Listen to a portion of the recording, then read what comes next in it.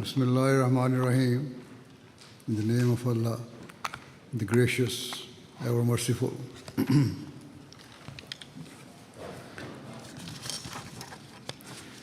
All distinguished guests, Assalamu alaikum wa rahmatullahi wa barakatuh. Peace and blessing of Allah be upon you all. Today, once again, we have gathered together for this event hosted by the Ahmadiya Muslim community to discuss and reflect upon how we can bridge division in society and establish genuine peace in the world. For over 2 decades, I have urged governments, politicians, and all people to play their roles in ensuring the social cohesion of our individual societies and the wider peace and harmony of the world. I have expressed my views on how we can bring an end to all forms of warfare, whether conflicts fought falsely in the name of religion or those which are overtly geopolitical. I have not only spoken of the pressing need to end wars between nations, but also to tackle the frustrations that exist locally within communities and to strive for peace in those nations where civil wars or internal disputes are rife. Certainly, history teaches us that internal conflicts can spiral into regional wars, often fueled by the interference and influence of external powers and foment instability and division in other countries to serve their interests. In recent decades, we have witnessed the devastating consequences of such interference in countries such as Kuwait, Iraq, Syria, and Sudan. Above all, I have repeatedly warned that the unjust policies of the major powers and the unfair political, legal, and economic systems that have prevailed in much of the world are triggering an ever-rising tide of inequality. In much of the world are triggering an ever-rising tide of inequality, which in turn is fueling global instability and insecurity. Over the years, politicians, intellectuals, or members of the public have invariably agreed with my assertion that we must strive for peace.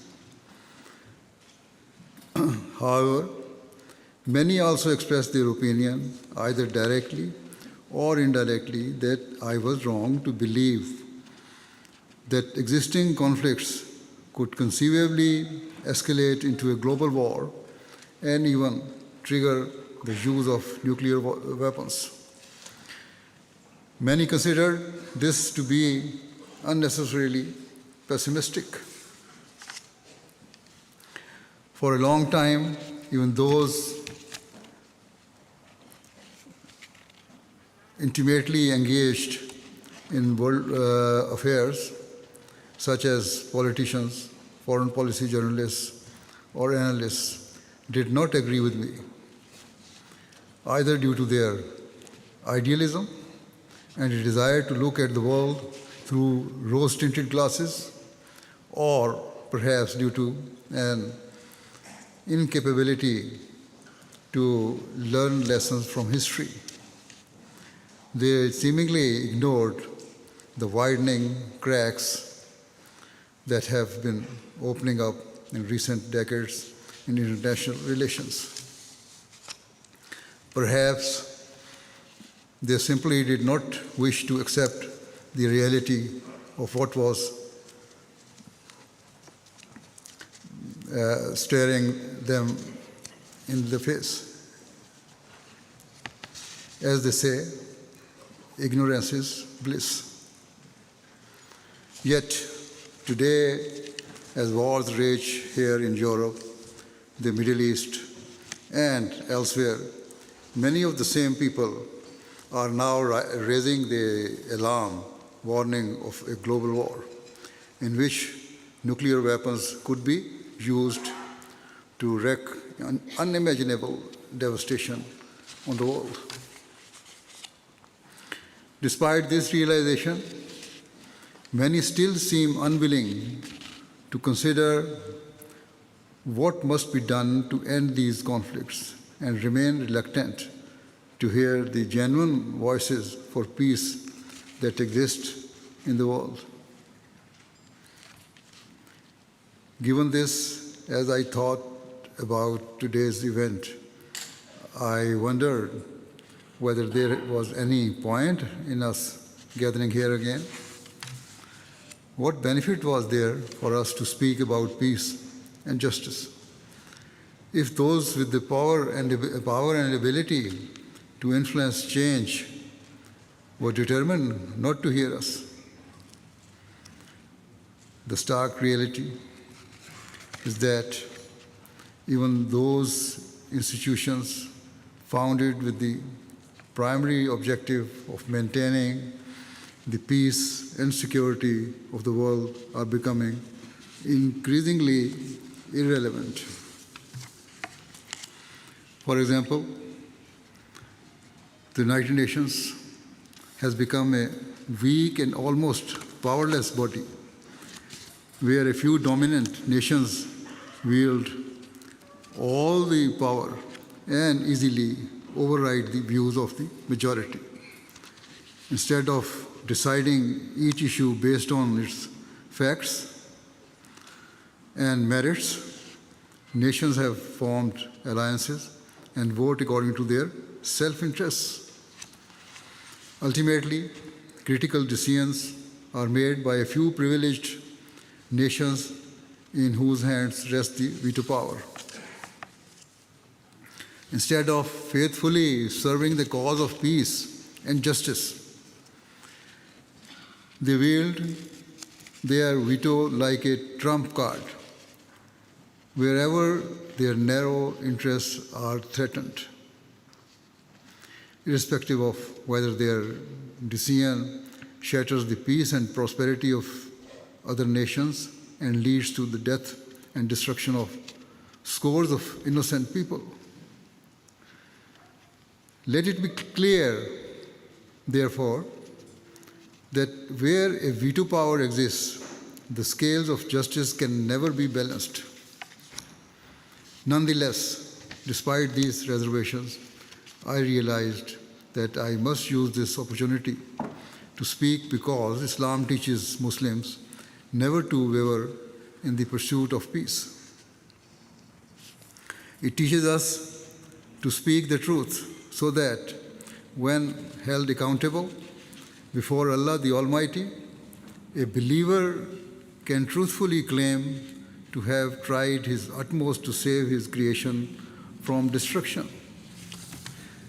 Furthermore, the Holy Prophet of Islam, peace and blessing of Allah be upon him, has stated that the greatest form of jihad, a term that is consistently misunderstood and misrepresented, is to speak truthfully and courageously before one's leaders, especially those who are hard-hearted, unjust, and cruel. Certainly, if weaker nations or individuals like myself, who have no political affiliation, try to speak up, it is rarely appreciated, and those who do can face difficulties or risk sanctions. Despite this, the Ahmadiyya Muslim community, based on the teachings of Islam, continues and will always continue to strive earnestly in the cause of peace and champion the rights of those who are powerless and are the victims of injustice. We will, God willing, constantly endeavor to use whatever means we have to influence those within our reach, be they politicians, policymakers, intellectuals, and others, towards establishing peace in the world. Indeed, some of you may well be aware of the consistent efforts our community is making to foster peace and to alleviate the suffering of those who are in grave physical or emotional distress. And so, after these introductory words, I now wish to offer my thought on how to establish peace in the world. As far as religion is concerned, none of the founder of the major religions, whether Prophet Jesus, Prophet Moses, or any other prophet of God, nor the founder of Islam, the Holy Prophet Muhammad, peace and blessing of Allah be upon him, ever taught that their followers to disregard the peace of society and to resort to injustice or aggression. While it is true that in certain extreme circumstances they permitted the use of limited force, it was always exerted solely with the intention of ending warfare and oppression. As for Islam, it literally means peace, and every aspect of its teachings reflect this meaning. For instance, in chapter 42, verse 41 of the Holy Quran, Allah the Almighty commands that where a person or nation has been wronged, they must never respond disproportionately or stray into realm of seeking revenge. Furthermore, Allah says that it is better to forgive if it can lead to reformation. Chapter 49, verse 10 of the Holy Quran says that if two nations are at war, neutral parties should mediate between them and strive to establish peace based on the principles of justice and equity. If having reconciled, one party violates the terms of the agreement and again resort to warfare, other nations should forcefully unite against the aggressor until it desists from its aggressive conduct. Once it stops, the other nations must also cease using force. The objective should always remain to build sustainable peace underpinned by justice. It should not be that a third party take advantage of the vulnerability of the warring parties by usurping their rights for his own benefit. If this principle were observed at the United Nations and other relevant bodies, conflicts would be resolved far more amicably and swiftly. However, it will prove impossible for true peace to emerge so long as nations, either directly or through their powerful allies, can utilize a veto power. Regrettably, due to its inherent lack of justice, the fate of the United Nations seems set to mirror that of its failed predecessor, the League of Nations. And if the system of international law, weak as it may be, completely collapses, the resulting anarchy and destruction is beyond our comprehension. Whilst there are myriad of conflicts taking place in the world. The most pressing and dangerous are those taking place between Israel and Hamas and the ongoing war between Russia and Ukraine. Some people may believe or may have been conditioned to think that the conflict between Israel and Palestine is a religious war. However, in reality, it is a geopolitical and territorial conflict. As for the war in Ukraine, it is very evidently a geopolitical war being fought for territorial reasons. I firmly believe there is only one way to end these wars: by ensuring that justice prevails and that whatever settlements are made are based on equity, as opposed to what better serves the interests of external powers.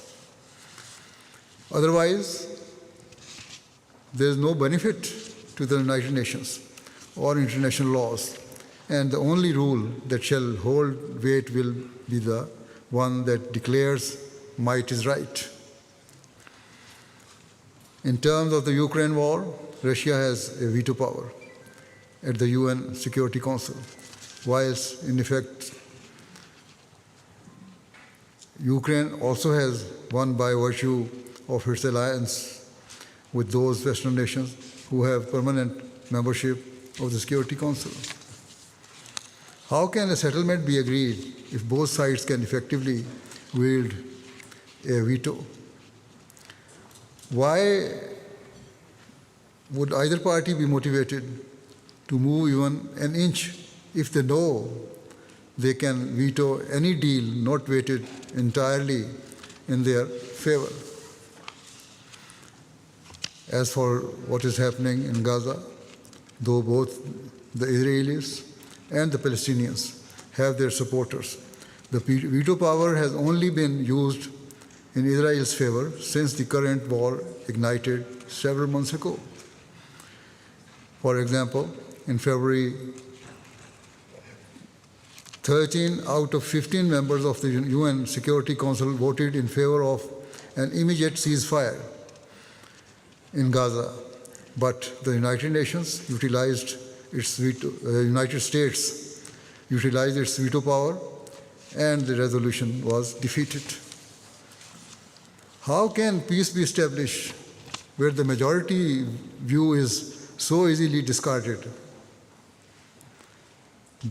That is not justice.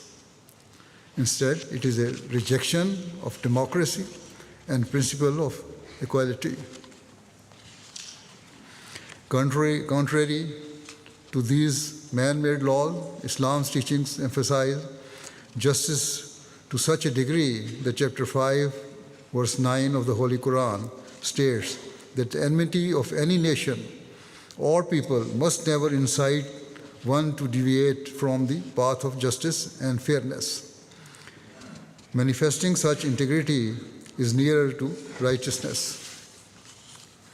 Even non-religious people will surely recognize the wisdom and benefit of adopting this preeminent standard of justice.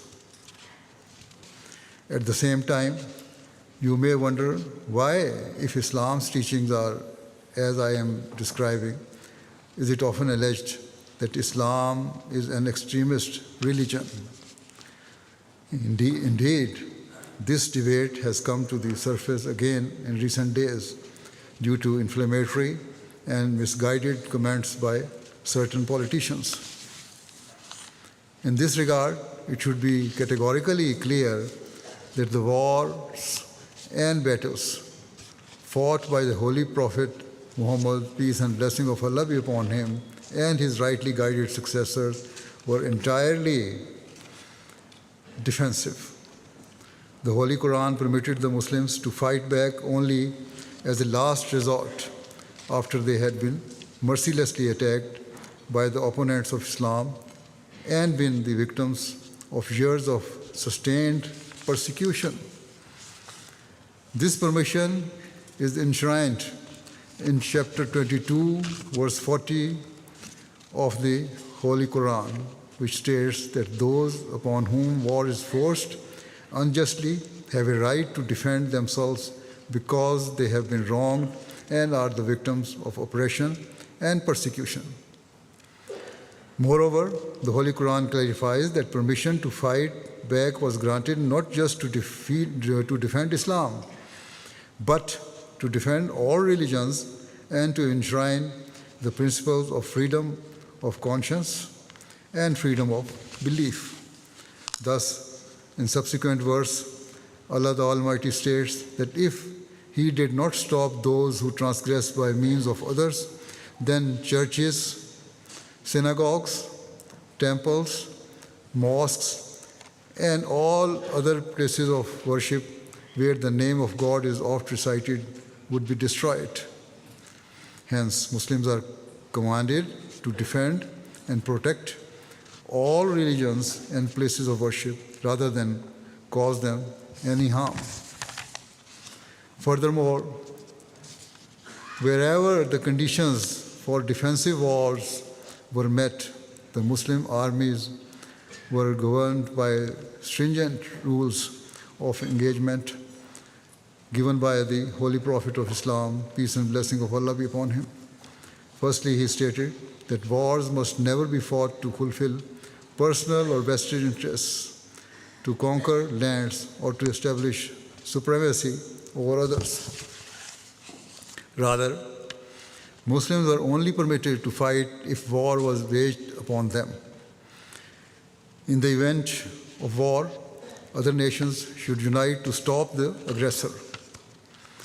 Once the aggressor ceases to use force, the other nations should immediately end the war and seek to establish lasting peace.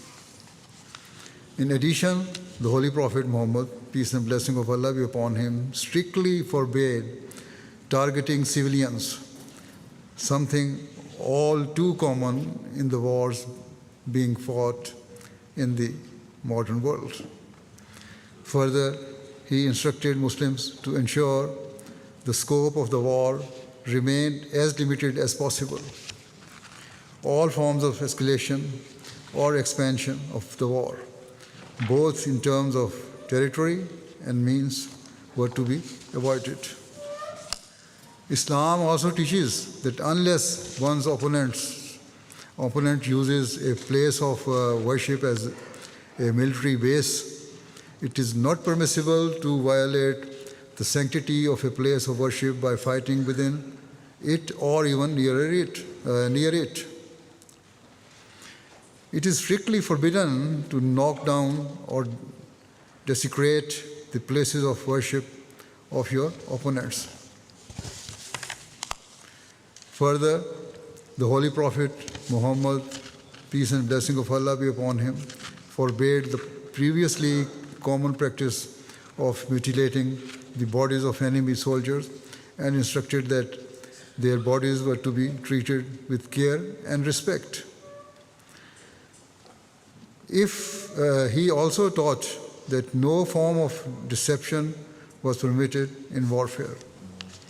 As already outlined, women, children, the elderly, and other innocent civilians were never to be targeted. Similarly, priests, rabbis, or other religious leaders were not to be harmed or prevented from carrying out their religious duties. The Holy Prophet of Islam, peace and blessing of Allah be upon him, also prohibited Muslim soldiers from inflicting any form of terror or fear amongst the general public during wars. Indeed, all non-combatant and civilians were to be treated kindly, and no injustice was to be perpetrated against them.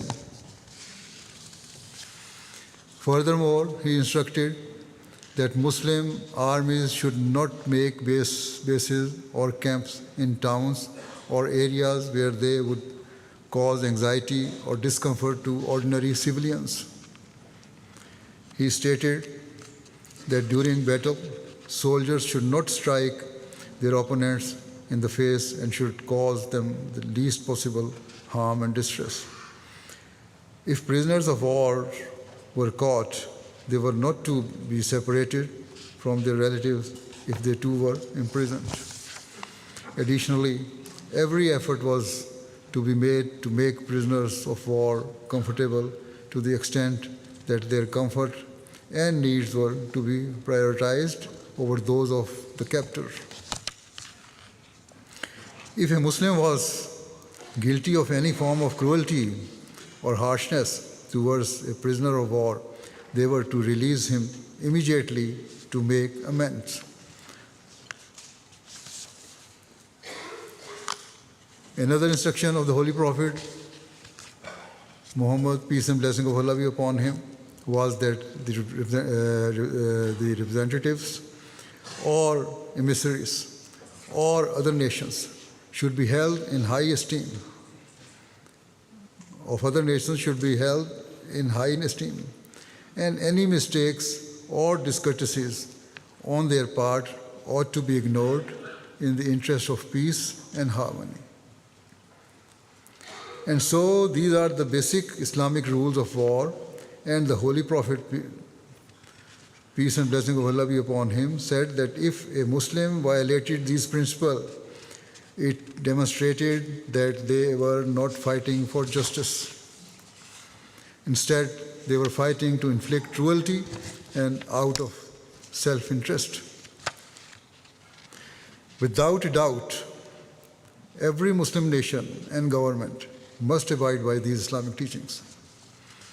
Setting aside religion, I also believe if non-Muslim nations adopted these principles, then even if wars occurred, they would not lead to such deep-rooted enmities forming that remained embedded generation after generation. So all nations involved in warfare, be they Western nations, those who harbor enmity for the Islamic world, or Muslim countries, should recognize that peace can only be established if they act upon these principles of warfare and conflict resolution. Otherwise, we lie at the precipice of a catastrophic global war that will undoubtedly lead to such immense levels of destruction and carnage that lie far beyond our imagination. As I said earlier, many people are now reaching the same conclusion. For example, Professor Jeffrey Sachs, a highly respected economist from Columbia University, writes, "The world is on the edge of nuclear catastrophe, in no small part because of the failure of Western political leaders to be forthright about the causes of the escalating global conflicts." He continues, "The relentless Western narrative that the West is noble while Russia and China are evil is simple-minded and extraordinarily dangerous. It is an attempt to manipulate public opinion, not to deal with very real and pressing diplomacy." Professor Sachs continues, "Above all, at this time of extreme danger, European leaders should pursue the true source of European security, not US hegemony, but European security arrangements that respect the legitimate security interests of all European nations, certainly including Ukraine, but also including Russia, which continues to resist NATO enlargements into the Black Sea. At this stage, diplomacy, not military escalation, is the true path to European and global security." Furthermore, much has been written or spoken about the ongoing war between Israel and Hamas and the grave humanitarian situation in Gaza that worsens by the day. For example, during a recent interview, U.S. Senator Bernie Sanders, who himself is Jewish, strongly condemned the actions of the Israeli government. He said, "What Netanyahu and his right-wing government are doing right now to the people of Palestine, of Gaza, is indescribable and unspeakable. I mean, we are looking at 25 to 26,000 people who have been killed already."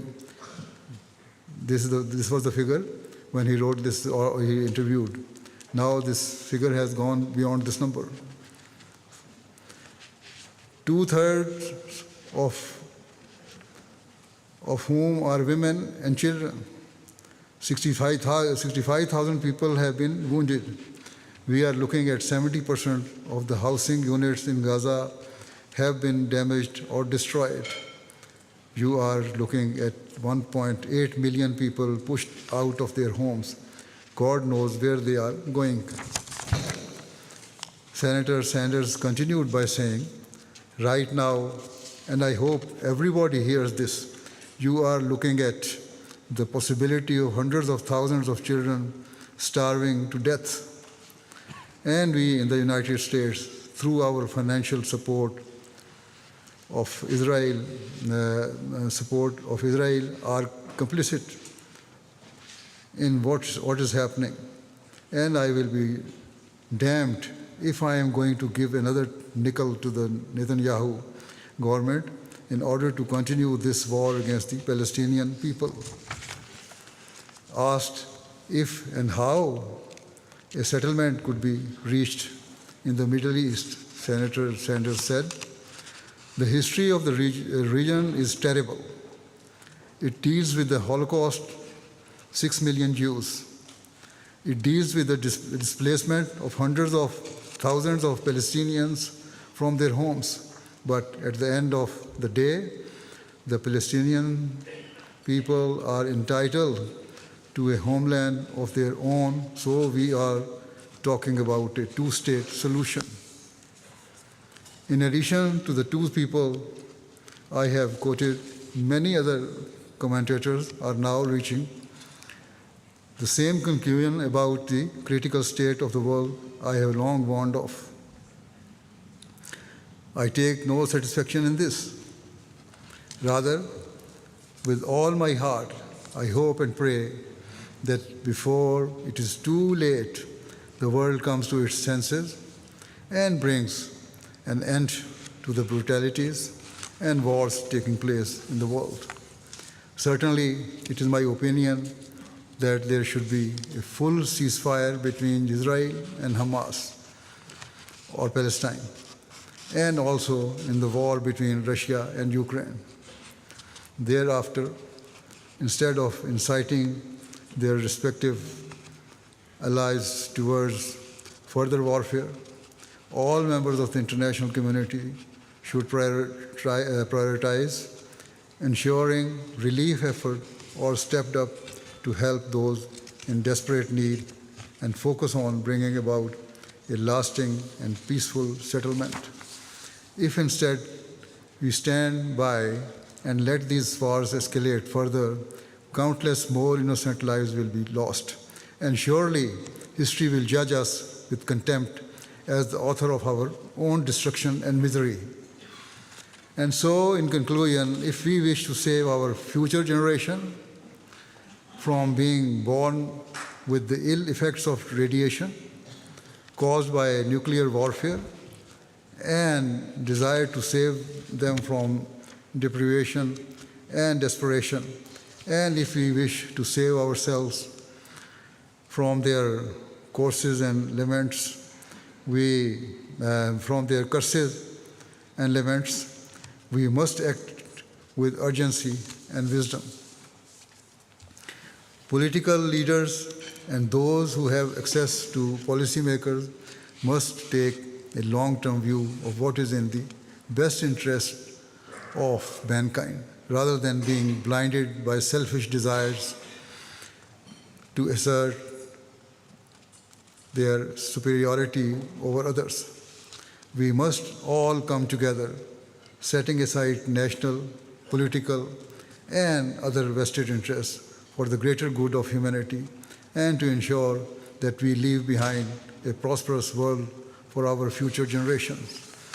It is the need of the time that we must focus all our energies and efforts on establishing true peace so that we may live in a world of hope and prosperity rather than a world defined by inequality, hatred, and bloodshed. With these words, I sincerely thank all of our guests for joining us this evening and listening to what I had to say. I apologize for speaking at length, but I felt it necessary to do so given the precarious state of the world. Thank you, and once again, I express my sincere appreciation to you all. Thank you very much.